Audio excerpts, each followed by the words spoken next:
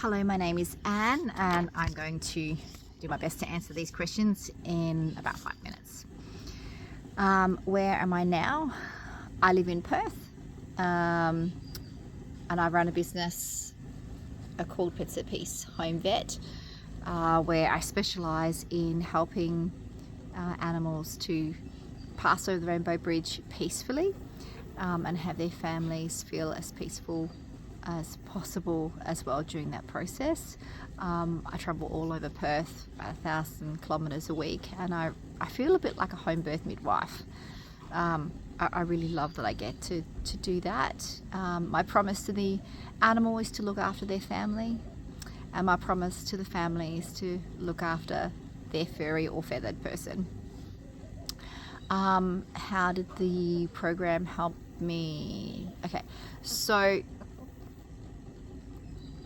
the big thing for me was support, feeling that I belonged somewhere with a group of people that I really connected with. It was like a community. I could do studies, like study blocks with my friends. We had a place to sit, some of us had kids at the time, so it was good that kids could play under the table at night.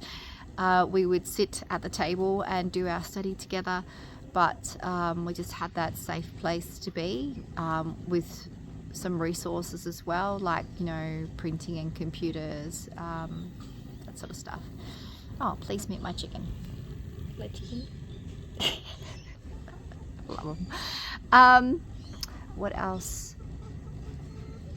Yeah, just having someone that I felt had my back, and of course there's my friends in the program, and the staff at the vet school were also great. I could really go and ask them anything when I needed to,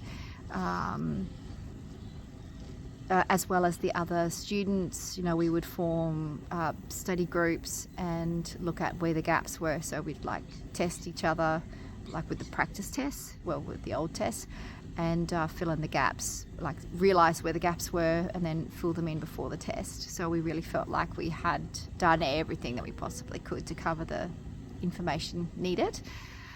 What would I say to future prospective students? I would say, where there's a will, there's a way. If you've got the will and you do something with your whole heart and just keep taking the action, you will have it come to pass. And I feel a bit teary about that, but in a good way teary, because I always wanted to be a vet. I always wanted to save them from dying. And the irony is that because of the program, I did get into vet school. I finished vet school, and then I became a mum. And when I went back in to vet medicine, I ended up in an area that I thought I would just not be able to do. But I really made peace with that. When someone is terminal and it's time for them, it's time for them. It's never time for the family, but it's time for them.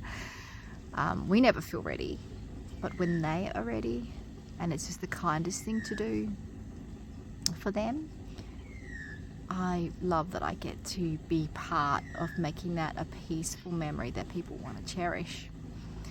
So it gives me a lot of meaning to my day, and I feel I really get to help people with something that's super tricky. So if you have the will, you'll find a way. If you put your heart into it and just keep taking the actions, know that it's going to unfold in its own way. Sometimes I can be a little bit impatient, but it does come together over time, and everything that gets in the way is usually something that I needed anyway, but I don't realize that until later. I think something that we could do to help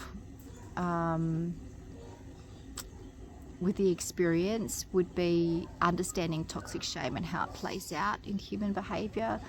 I know everybody has exposure to that all the time, I suppose, but I know definitely from my family there's been a lot of you don't belong, there's been a lot of you're not enough, just based on family.